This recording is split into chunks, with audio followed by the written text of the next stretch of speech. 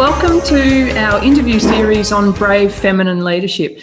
I am absolutely thrilled to welcome Adam Bryant to the conversation this morning. Great to have you here, Adam.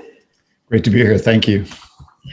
Before we kick in, I'm just going to run through a brief bio and just let the audience know, if they haven't come across you before, Adam, a little bit about your background. So Adam joined the ExCo Group, an executive mentoring firm, as managing director in 2017 after a 30-year career in journalism, including 18 years at the New York Times. In addition to his many roles there as a reporter and editor, he created the weekly Corner Office column in 2009 and interviewed 525 CEOs and other leaders over a decade. Adam's written 3 books based on the themes that emerged from those interviews, including his latest, The CEO Test, Master the Challenges That Make or Break All Leaders, which has recently been published by Harvard Business Review. I'm really excited to have you join us this morning, Adam, and I would love, before we kick into our conversation, is just to ask you to expand a little bit about your background, and as part of that, why you're who you are. Sure. So I'm Canadian by birth, border hopped as a kid between the United States. So I would say I'm bilingual. I speak Canadian and American. And my father was a journalist, and I probably caught the journalism bug from him early on.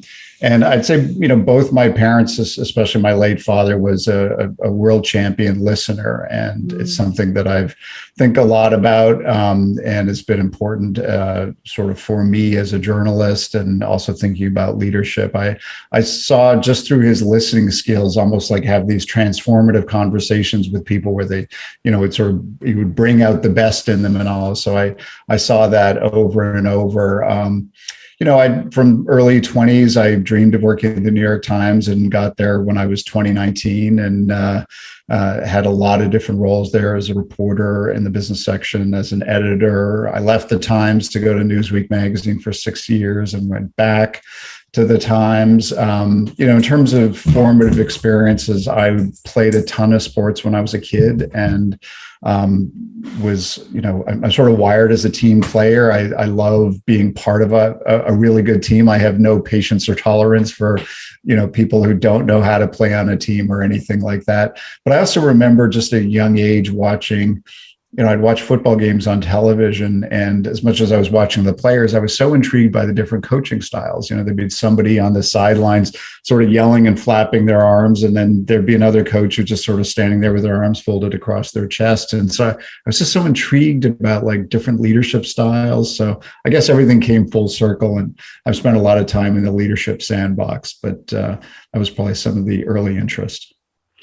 That's a fantastic story. Everyone else is watching the game and you're watching the coach on the sidelines. I would love to ask you around the Corner Office series and, how that came about, what the sort of idea behind that was.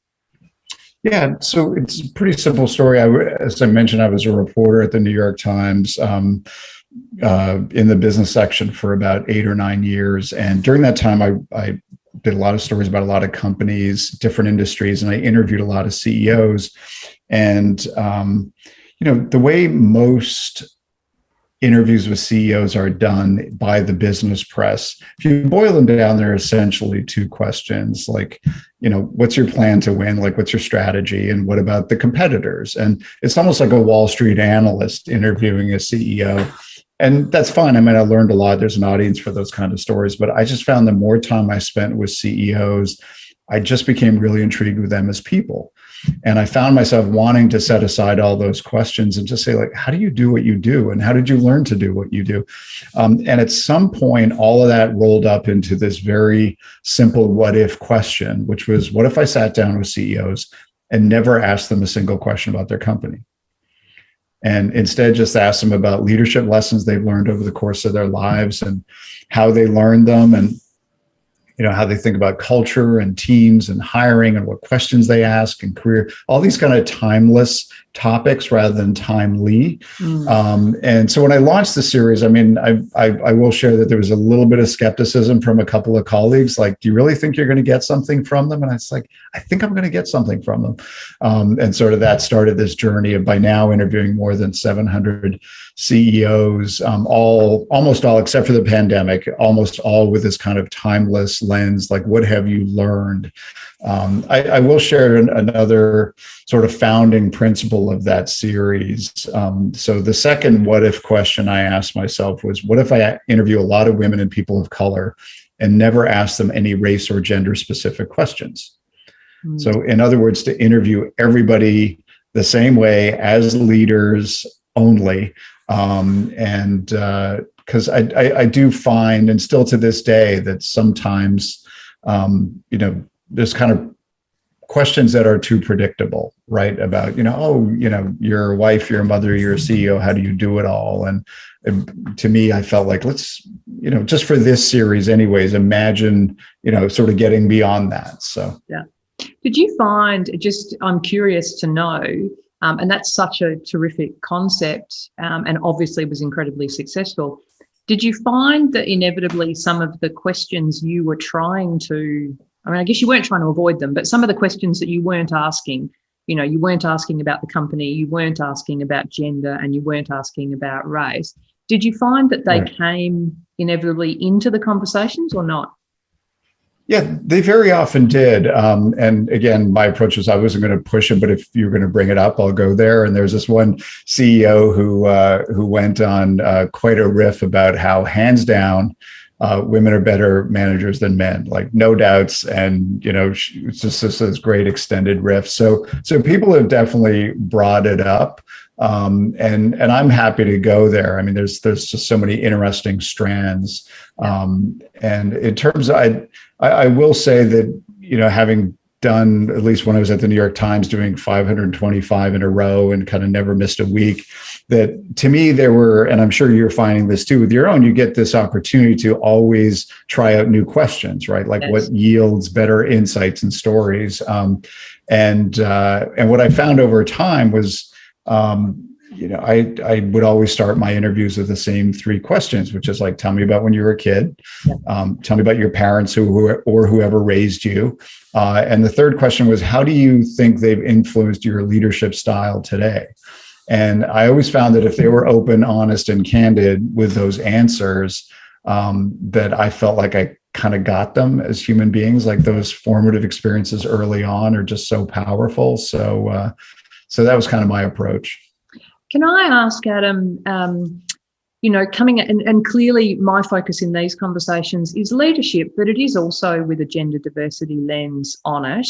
And that's, as our conversations have been, that's come about because through mentoring, a number of leaders, often I'll see a brief that flags the specific skill set that we might be focusing on with someone. And one of the things that stood out to me was, more often with females, it would be around helping them find their voice, as an example. Interestingly, often with males, it would be about listening, which it just intrigued me, the differences that you would see come through those briefs. And I do want to ask you a couple of questions. I guess the first one is, when we think about diversity, what do you think, what's the question we should be asking? To me, as organizations, the question is that I think people should be asking is it action or is it outcomes, or rather activity versus outcomes? Because I feel like for the last 20 years, if not longer, that it's almost like this bullet point, like it's like a political talking point that gets shared among all the politicians. Like, there's this talking point that is as if all the companies shared it. And it goes like this, which is, we get it. This is really important. We're working on it. We're not where we want to be yet, but we're really committed to this. And companies have been saying that for 20 years. And, during one of our interviews, somebody said it's the only part of corporate America where people think they should get like, a good grade just for effort, right? Whereas any other aspect of business. So I think we're moving into this era where the talk isn't good enough anymore. And I think that pressure is coming from boards. I think it's coming from employees, institutional shareholders, just like enough of the talk already. Your leadership team is still almost entirely white and male. And I know you're making improvements in the pipeline, but you've got to close that gap between the walk and the talk. And so to me, when I think about diversity at an institutional level and what can and should and needs to be done, that's what I think about, and we can talk about this later, but, we've started this series called Leading in the B-Suite on LinkedIn, in which we interview prominent Black leaders about race and sort of having the difficult conversation. And through that series, my learning curve has been incredibly steep, sort of understanding some of the challenges and headwinds that you inevitably face when, if you're Black in America or frankly in many other countries. And just at a very personal level, the way I think about it, diversity is very simply just to sort of have this idea of like, if you've met one person, you've met one person. Just see that, in our minds, what prejudice really manifests itself as we make judgments about entire race, whether it's Blacks or Latinos or anybody or people from Australia, right? And I think if you just go through life with this lens on, if I've met one person, I've met one person, I think it just kind of helps remove that filter and just see the other human being. I do want to ask you about those B-Suite interviews because I think they're fabulous, and there's a couple that I read recently that I will ask you about as our conversation goes on. I wanted to just stay on our theme of leadership then, and I wanted to ask a question of you, and I did ask this, and I loved your answer, but I asked you to single out who you think the top 2 global leaders are currently. Yeah, and what I'm going to apologize for my lab in the background. You probably hear her making noise. When I was doing the Corner Office series, in many ways I was in a lucky position where I was getting pitched all day long by companies saying, please interview our CEO. And I was also thinking about, well, who do I want to interview for the series? But what I've come to appreciate over time is sometimes these people who are really big names in leadership, the people who sort of grab all the headlines, very often there's this dark side of them that comes out over time. And to me, it's almost like the Facebook effect. And sometimes like the happiest families on Facebook, you find out are really dysfunctional behind the scenes, right? And I think there's a little bit of that with the sort of CEO celebrity machinery. So I just, I found over time that, I don't know what's the right word, sort of careful or not sort of reflexively skeptical, but just wanting to do a lot of homework because, again, now you're interviewing people. To me, the 3 most important words are candid, open, and honest. And to me, those are table stakes for a good interview. And I also found sometimes with the sort of the bigger name CEOs, they were almost media trained, to within an inch of their life. And, every personal story was braided in with kind of a corporate messaging story. And to me, the very best interviews are ones where it felt very like in the moment. And sometimes to me, the real magic is like asking a CEO question, like, how have your parents influenced your leadership style today? That's not something a lot of people think about, but, to see people connecting dots in real time, that's really exciting for me. So I interviewed so many people that nobody had ever heard of. And, there wasn't necessarily like a correlation between like the bigger the name, the CEO, the bigger the company, the better the interview. I think everybody's got great stories, and it's just finding those people who are willing to share them and be vulnerable about it.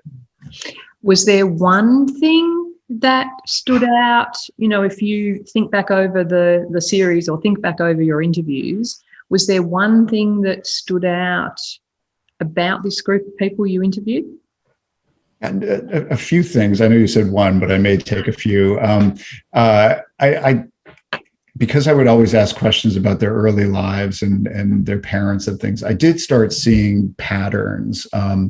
And just the sheer number of CEOs that I've interviewed who grew up in incredibly tough circumstances.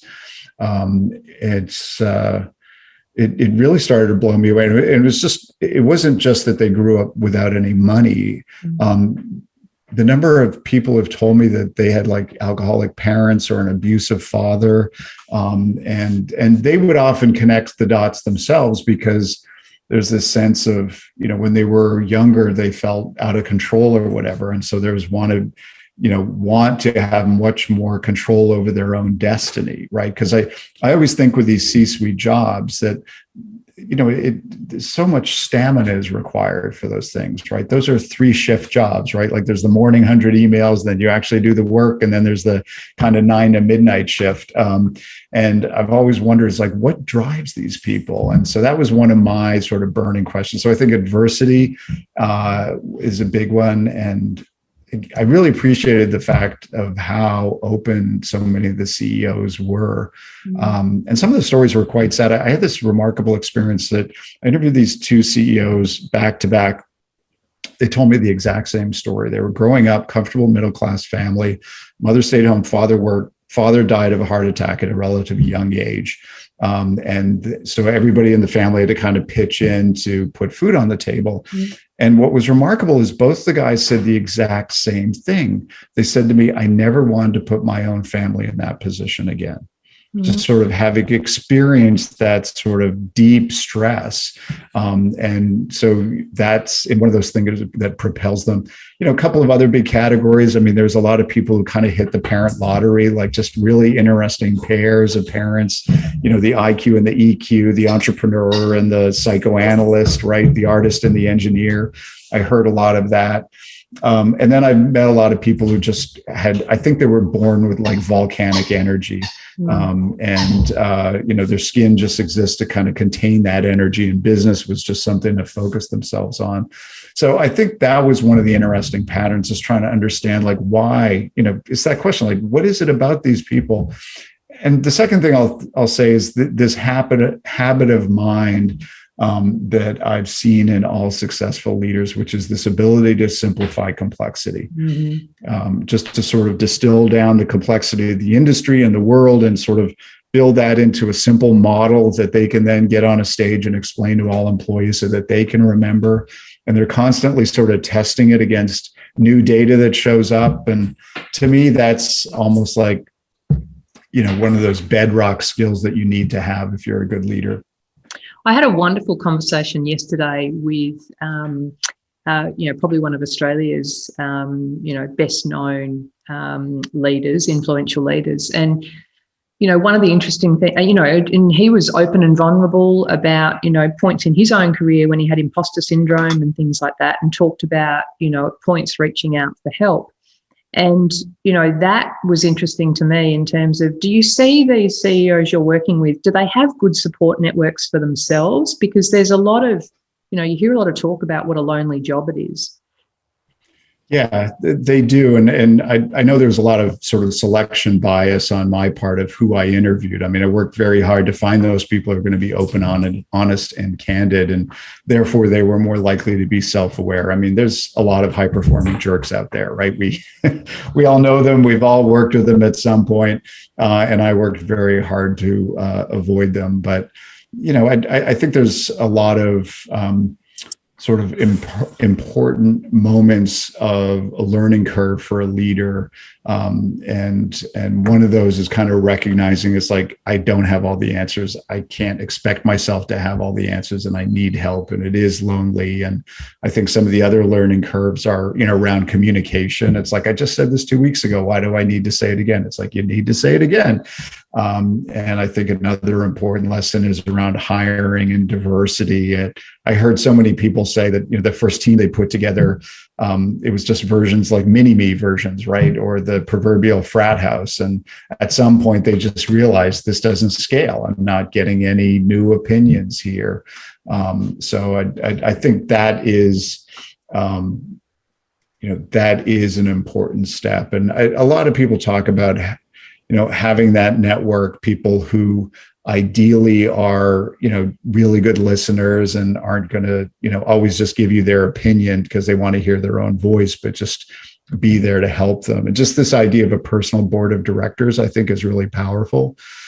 People that you can reach out to and say, I'm dealing with this problem. What do you think? And again, they start from a position of really wanting to listen rather than just tell you what they think. Do you have a personal board of directors for yourself?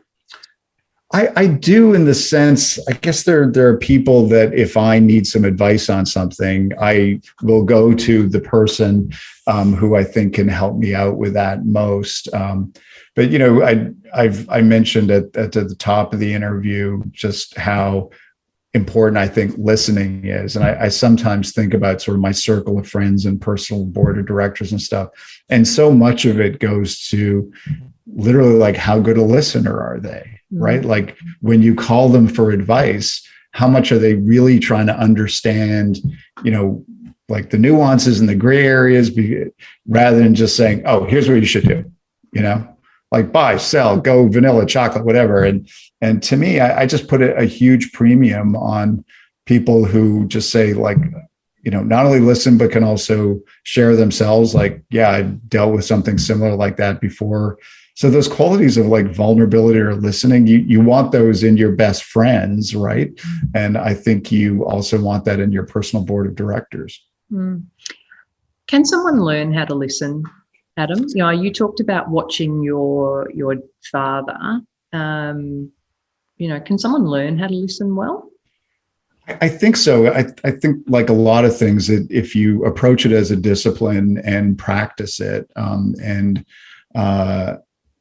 I think people can get better at it. And I have found, I don't meditate, but when I do interviews for various series I've done over the years, in that moment is kind of as close as I come to meditating, because I've just learned over time that I literally have to clear my head of anything to be completely present during the conversation, because I always feel like you can tell if somebody's listening to you or not. I mean, I always think of like eye contact as the 5G of communication. You can look somebody in the eye and tell if their head is somewhere else.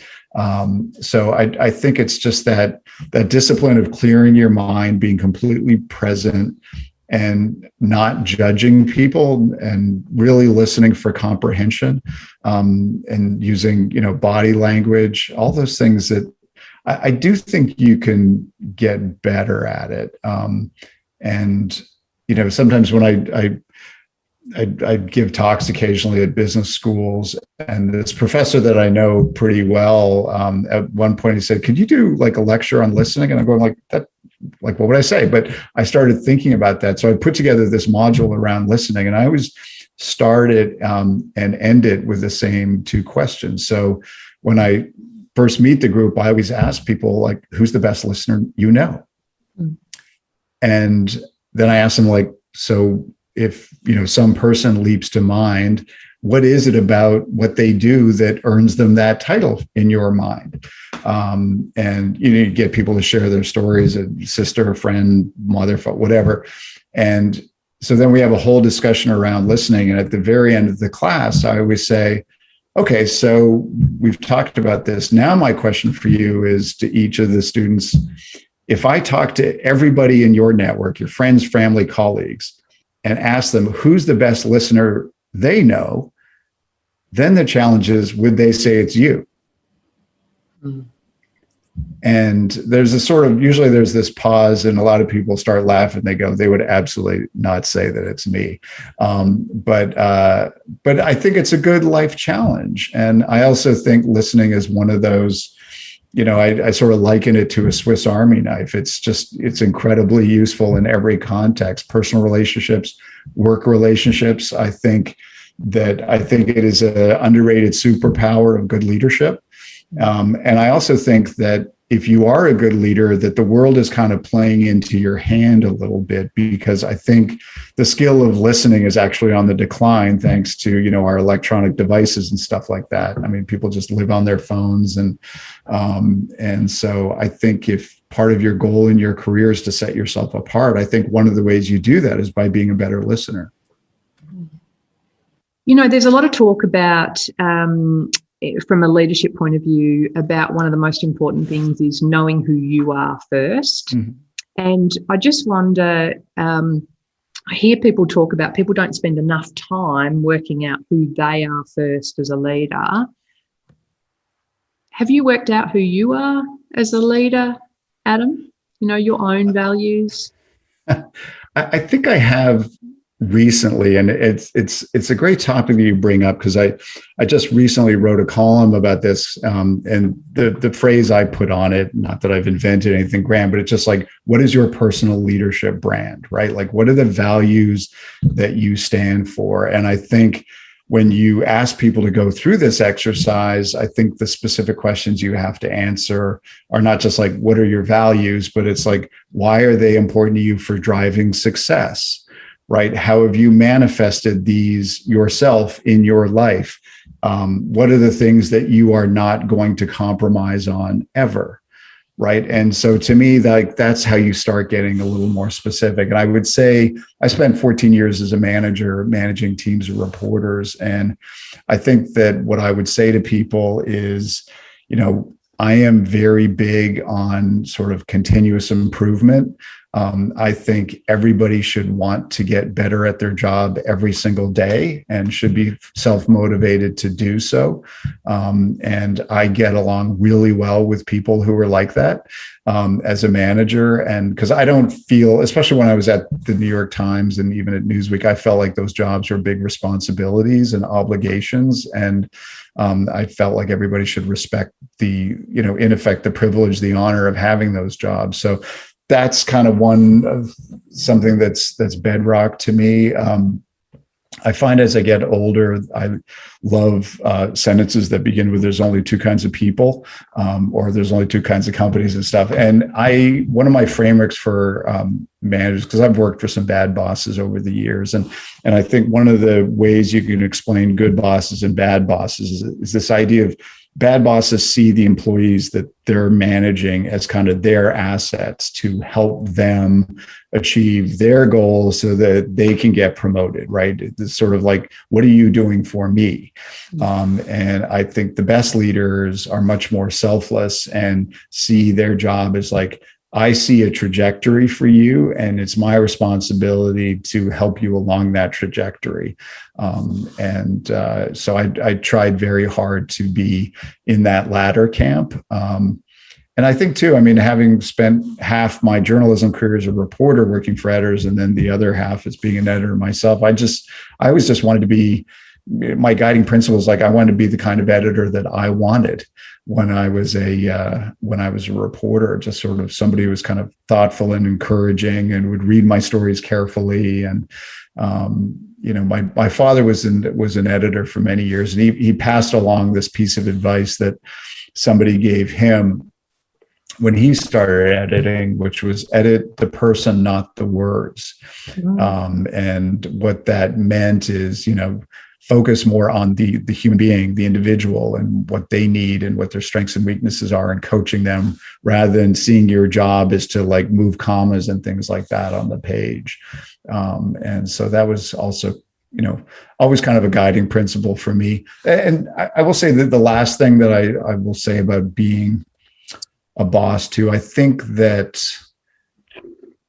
at a gut level, we can feel like whether or not we trust our boss, right? Like in the proverbial whiteboard exercise of leadership, I always put the word trust at the top of the list, because I think everything starts with that and flows from that.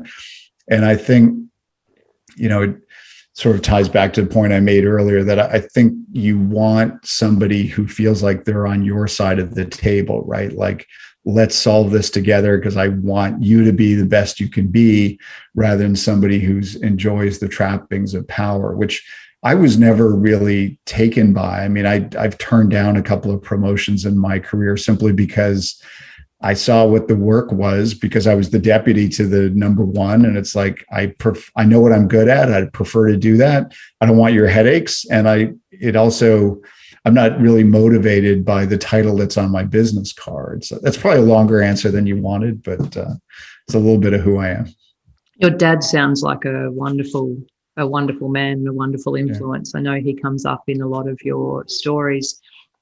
You know, you say you just worked those values out recently. How did you navigate this whole leadership journey before that? Like, what would your guideposts have been before you invested that time?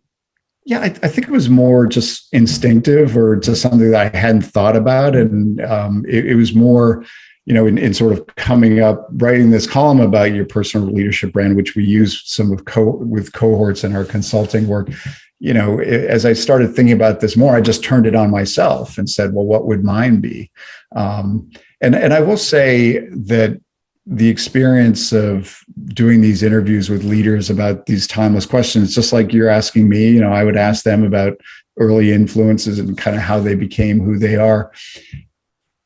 I found it to be incredibly therapeutic for me, insofar as it was like somebody holding up a mirror to me every time I would interview somebody. I mean, as I was learning to be a manager and a leader of teams, that, you know, I'd interview somebody and hear about their core values and how they lead. And I would say to myself, like, okay, that's not like me. Or there's a couple of people, there's one guy I interviewed, and Melissa, I swear I fell out of my chair when I was talking to him, because it was like we were separated at birth or something. He was talking about his own philosophy. And I was just going, like, you are articulating better than I ever could the wiring in my brain that I was kind of aware of. But like, he just went on this riff about how he is really bad around undermotivated people. Mm-hmm. And he said, I get kind of grumpy and I stop looking for win-win, outcomes and stuff. And I just want to kind of run the other way. And it's like, for better or worse, like, that's who I am. I just, I never really wanted to be a manager. I mean, I was a reporter for 15 years and it was a great job. And one of the main reasons I became an editor was I got tired of working for bad editors, mm-hmm. right? And I never really wanted to manage anybody. And the best people I enjoyed working with, I didn't have to manage at all, right? Because they were self-motivated and were trying to get better at their jobs. And, the problem for me was motivating or managing people who were motivated as much as I thought they should be. And you layer on, I'm probably oversharing right now, but you layer on top of that a little bit of being, somewhat conflict avoidant. And, I probably didn't invest as much energy and time in developing them as I could have or should have, in part though, because I just felt like I couldn't understand how you didn't want to get like 15% better every year. How did you, I shouldn't assume, but I'm going to assume that you ended up finding the way to deal with those situations. As you say, conflict avoidant and those sorts of things. I'm assuming that you found a way to actually navigate that space. I did. I mean, it would probably be more about just focusing on the work itself, because being a manager in a newsroom is, I think, it's a little bit like being a department head at a university, in the sense of like, there's not the sort of traditional, management tools that you have. It's not like the reporters necessarily want to move up to have your job. And so it was that a little bit of that feeling of like, you reach down into your management toolkit and discover it's empty.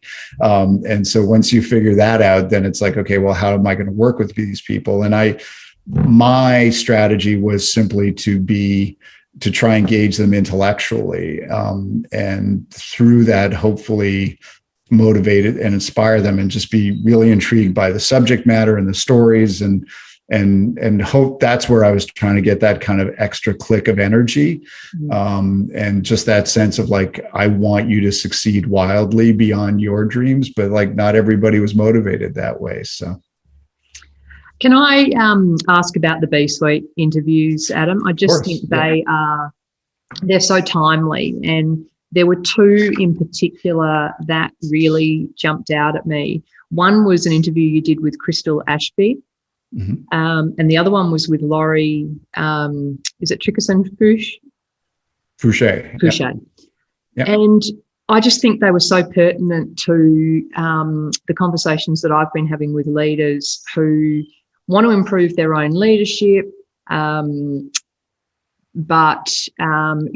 feel, whether it be through self-doubt or whatever the situation is, feel challenged in how to do that. And there were two things I took out of those interviews, and I'll mention those quickly, and then I just want to ask your perspective on those conversations. So one was around Crystal realising that she was the only female and the only Black person in a whole heap of different situations. And she finally got the courage to take her armour off and be herself. And I think that plays through some of the things I've read in your book around that sort of space. And then the second one was from Laurie talking about personal branding, so tying back to the article you wrote again just recently, and providing advice to people on the fact that, and I think this is really pertinent for females in particular, that you have to get comfortable talking about yourself and putting yourself forward into situations, stepping out of your comfort zone, and not see it, I think, as a lot of females have seen historically, those sorts of things as bragging. I just wanted to get your perspective on those two things before I then ask you about 3 quick things you think people should ask themselves to improve their own leadership. Sure. Yeah. I think on the bragging stuff, that's really tricky. And I've done a lot of interviews with people trying to get at that nuance. Like, how do you speak up for yourself and ask for the job? And I will say that it's something that I've thought about just in my own context, because you've probably heard that expression, there's workhorses and show ponies. There's people who actually just do the work, and then there's the show ponies who are always like prancing around and bragging, but don't actually do the work. And you sort of have to decide which one you are. And I always took the kind of workhorse approach and figure, if I do really good work, that the work will speak for itself. And it doesn't always, because sometimes the show ponies are getting all the attention.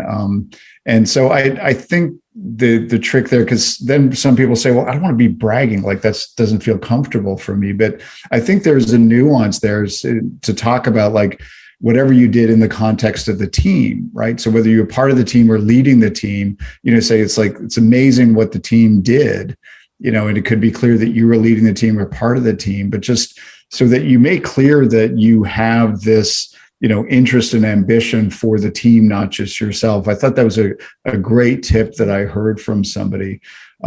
So I think that's a big part of it. And, on the Crystal Ashby piece about taking off your armor, I mean, one of the themes that has come up a lot in these interviews with prominent Black leaders is this idea of, like, you're facing headwinds all day long as a Black person, right? You're going to be in a meeting, there's going to be a microaggression, maybe a macroaggression. And I think there's a huge amount of kind of cognitive load of always trying to decide, is this the thing that I'm going to take on, right? Am I going to talk to this person after the meeting? And I think, again, that's a really those are tricky waters to navigate, because if you do that when you're too young in your career, you might get a reputation or something. But I think the theme that I've heard from a lot of leaders is they reach a level of success in their career, whether they either, the phrase we've heard a couple of times is like, I'm bulletproof, right? It doesn't matter what they want to do to me, because they're financially set or they've achieved a level of success. But I think anything and everything that you can do to reach that point in life where you sort of stop,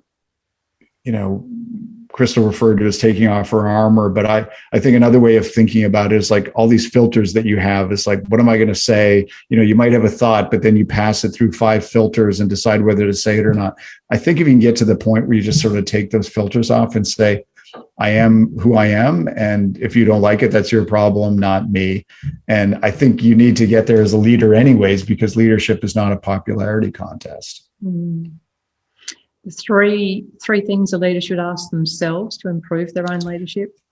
I think the first one, it goes back to this idea of simplifying complexity. And I think we often see a huge gap between how clear the strategy and the messaging is in the leader's mind and how clear it is for everybody else. So I think the first question is is your strategy as clear to everybody on your team and in your organization as you think it is? And take steps to find out. So that's point one. Point two, I think, is your team as good as it needs to be? Because I think in our mentoring work, this is something that comes up a lot, and we ask leaders about their teams, and we often hear, they're great, they're hardworking, they're loyal, they've been here forever, they're good glue for the team. It's like, let's talk about their performance. Mm-hmm. And I think when you spend so much time with people and have that sense of history, it's very easy to get on that kind of slippery slope of making excuses for them. And I just think there is this rigor that needs, and you do need to kind of depersonalize and just say, like, is this the team that's going to get me where we need to be? And to constantly be refreshing the team. And the third thing just goes back to listening, which is like, are you as good a listener as you think you are? And what can you do to be a better listener? Mm-hmm. And I think there's a whole extra level of that for leaders, which is, do you really know what's going on in your organization, right? Because I think an important part of being a leader is being self-aware that you are by definition trapped in a bubble, and that all the information that comes to you is going to be compromised in some form or fashion. And to build almost an ecosystem or infrastructure so that you can find out what is actually happening in your organization, not just the sort of 2 thumbs up, everything's great, boss, that you're going to hear. Adam, of all of these interviews that you've done, before I kind of lead into our final question around brave feminine leadership, I just wanted to get your perspective on, do you think it's possible to stereotype any leadership issues or differences between males and females? I will answer a couple of different ways. And the first way will be, I reflect on the first couple of 100 interviews I did for Corner Office, and I was often asking myself, like, am I seeing patterns? Because that's the way my brain works. I'm always looking for patterns. And so initially I was looking for patterns. Is there differences between the way men and women lead? And ultimately I came down to this idea based on the patterns I saw, that there wasn't any difference in the sense that there were so many exceptions to whatever rule that the rules didn't hold up anymore. And I think rather than gender, leadership styles are born more out of things like, are you an introvert or an extrovert? How empathetic are you versus being like driven and goal focused? And, birth order, I find, is always, almost always a fascinating discussion, firstborn versus lastborn versus middleborn. I think that tells you more about somebody's leadership style than whether they're male or female. So that's been my kind of direct experience. That said, I think, there's been so much written and studies done that I think there are some generalizations that are fair. And I think, you alluded to one earlier, and, sort of like women sometimes feel like they have to have 100% of the qualifications for the job, where the guy feels like if he can fog a mirror in the morning, he's qualified, right? And we've seen that over and over. So I think at some level there are some generalizations, and I think this, things around like empathy and compassion. I think, again, at the risk of generalizations, I think women tend to have that more than guys. I appreciate your response to that, because I think, the more and more I'm asking these questions, I think the response I'm hearing is that it isn't necessarily about gender in terms of the leadership styles and capabilities, but it might be, there's certainly some structural things that there's opportunities to change, and then there are some mindset things that there are opportunities to change. But that in essence, good leadership is good leadership. It's not about gender. It's not about race. It's not about any of those other kind of measures as well. Does the term of the series that I've used, brave feminine leadership, from your perspective, does that hold any particular meaning, that term? Does it bring anything to mind? It does. And I think it's really timely, Melissa, in that I feel like the world is playing into your hand if you are driving these discussions, because I am often struck by this kind of breathtaking moment that we are living through. I mean, tragedy, untold tragedy, but I often think about like the changes, these sort of tsunamis of change that are going across organizations, the nature of work itself, just the role of companies in society, and just the idea that companies are now being asked to solve all of society's ills, not government agencies, and CEOs and leaders are no longer, business people answering to institutional shareholders. They're becoming like politicians. But to me, the third big category is I think leadership is going through this fundamental change. The era of command and control leadership is over, like officially over, time of death, and the stuff that matters now. And we do a lot of interviews with leaders of organizations, heads of HR, talent, and we're always asking about like, what are the X factors that you're looking for in leaders now? And what you hear about like humanity, empathy, compassion, and all those things have to be balanced with things like, accountability and being results oriented, but just showing up as a leader that way. And that was incredibly important, and still is, while so many people are working remotely, to just sort of set the tone. But I don't think that's going away. We could have a several hour discussion, like, are we expecting too much of our leaders now? Because there is that sense of like, 20 years ago, if you make a list of all the competencies that a CEO had to have, like that was Superman or Superwomen just for those. And now you add on this whole level of, EQ and all that, and these start looking like impossible jobs. But I just think that the world is changing and has changed permanently, and all the things that you're talking about in these series, I just think that's sort of where the essence of leadership is right now. Adam, thank you so much for sharing aspects of who you are as a person. But also, I can't help but think, as I listen to your story, what an extraordinary education you've crafted for yourself as a leader, in terms of the, countless, it's not just hours, I'd be doing, countless years of very deep listening that you've done. And, I agree, it's such an underrated skill from a leadership point of view. So thank you so much for allowing me the chance to listen today. I know there's lots of things that I'm going to digest out of our conversation, and I'm sure that the audience will as well. Thank you so much.